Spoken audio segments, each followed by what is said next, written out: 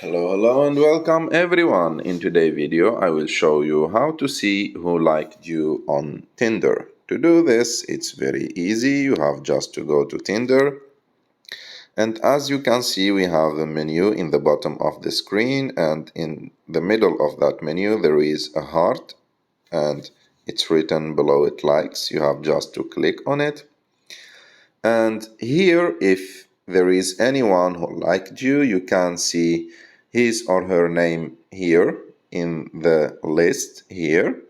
And of course this option is not a free option, so this option is available only for people who have subscription in the app. So if you are using a free account, you can't see who liked you, and you must upgrade your subscription so you can use this option. I hope that you like this video. If you like this video, don't forget to subscribe to our channel, and see you in the next video.